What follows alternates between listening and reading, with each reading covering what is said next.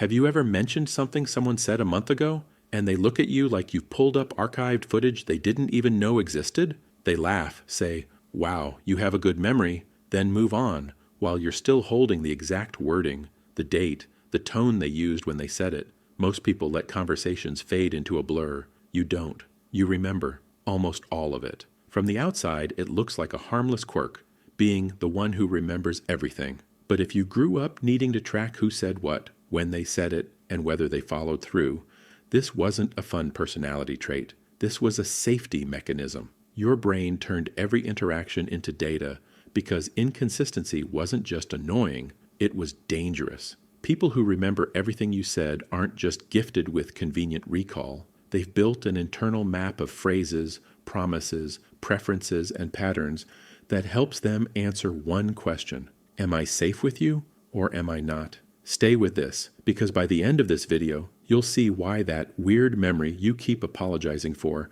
might actually be your most accurate survival tool. Let's start with where this begins. Picture being a kid listening to adults talk in the next room. You're not supposed to be paying attention, but you are. You notice how what they say when they're calm doesn't always match what they say when they're angry. You remember the exact sentence someone used before they didn't show up. You remember the promise made at bedtime that quietly evaporated the next day. This wasn't you being nosy. This was pattern detection. You learned early that some words meant nothing, while others predicted everything. Maybe secretly meant no. We'll see meant don't count on it. I'll be there sometimes meant I'll forget and you'll be disappointed. So your brain started logging every phrase and the outcome that followed. Psychologically, this is one way attachment wounds show up. When care is inconsistent, sometimes present, sometimes absent, sometimes warm, sometimes cold, the nervous system stops taking words at face value. Instead, it studies them. It remembers them. It pairs them with feelings of comfort, fear, confusion, or letdown.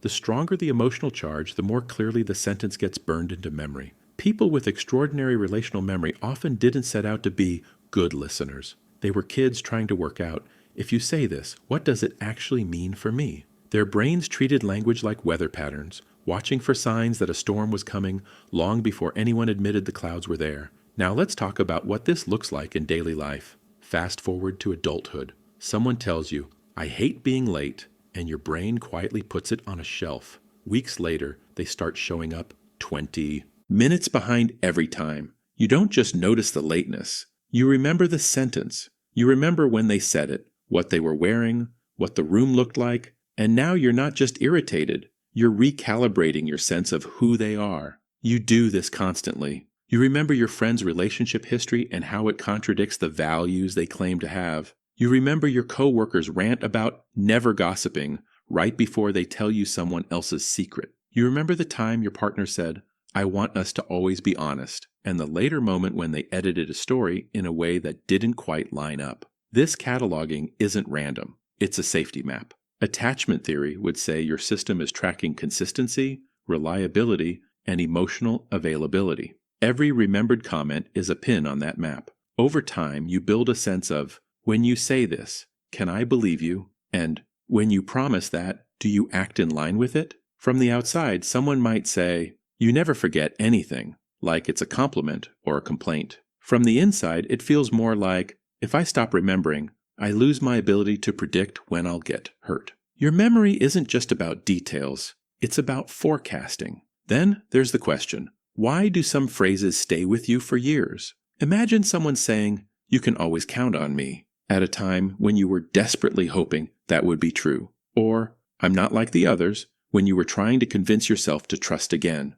Those moments land in a heightened emotional state. Your brain flags them as important and records all the context around them. Later, if actions don't match those statements, the memory becomes sharper, not softer. You don't just remember what was said, you remember how your chest felt, how your stomach dropped, how the room seemed to tilt when their behavior broke the promise.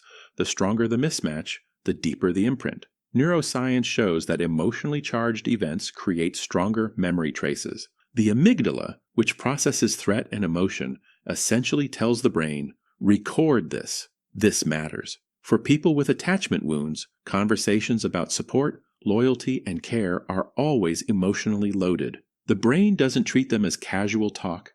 It treats them as potential threats or lifelines. So when someone wonders why you recall the exact wording of a fight from 3 years ago, the answer isn't because you like to hold grudges. The answer is because that moment taught my nervous system something about safety, and my brain doesn't toss those lessons out. Now let's address the cost. Having that kind of memory can feel both powerful and heavy. On one hand, you see patterns clearly. You notice when someone repeatedly says things they never follow through on. You recognize when a person's actions secretly align with an older version of themselves they say they've outgrown. You can spot a mismatch between someone's stated values and daily choices quickly. On the other hand, you carry things long after everyone else has let them go. You remember the throwaway joke that cut a little too close. You remember the time they promised to show up and didn't, even if they've forgotten it ever happened. You remember the exact phrase that made you feel small, even if they insist, "I didn't mean it like that."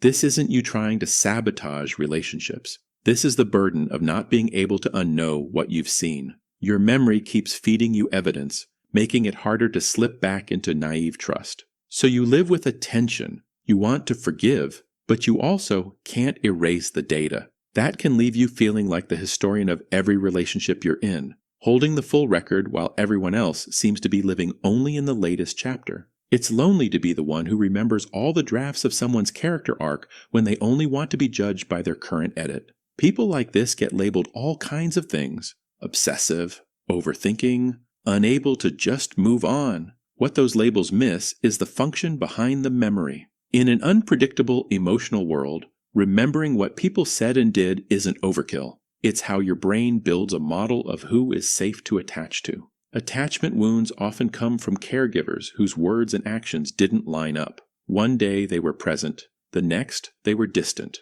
One day they praised you, the next they were irritated by your existence. That inconsistency teaches your system, if I don't track this carefully, I won't see it coming next time. Memory becomes armor, so when someone tells you you never forget anything, they're seeing the surface behavior, not the history underneath. You aren't trying to weaponize the past, you're trying not to walk into the same fire twice. Now, fast forward to how this shows up today. People who remember everything you said aren't walking lie detectors waiting to attack. They aren't inherently unforgiving. They aren't doomed to be stuck in every old injury forever. They've simply developed an unusually detailed internal record of relational data. They've trained themselves to notice when someone's words are consistent over time and when they're not. They use memory as a way to protect their attachment system. If I know your pattern, I know how close I can safely stand. They're not just good listeners. They are careful cartographers of human behavior. Every promise kept or broken redraws the map. Every repeated phrase without action adjusts the legend. They build a running picture of who shows up, who disappears, who apologizes, who repeats, who grows, and who only talks about growing. They figured out something that many people never consciously realize. Your attention is your filter for who earns deeper access. When you use your memory to track consistency instead of just charm, you're not being petty. You're honoring what your experience has already taught you. That's not being dramatic or holding on to things. That's adaptation. One where you're not a passive recipient of whatever story someone wants you to believe. You're an active archivist of what they've actually shown you. And once you see your memory that way, you stop apologizing for remembering. You start asking a better question. Not, why can't I let this go? But, what is my memory trying to make sure I don't repeat?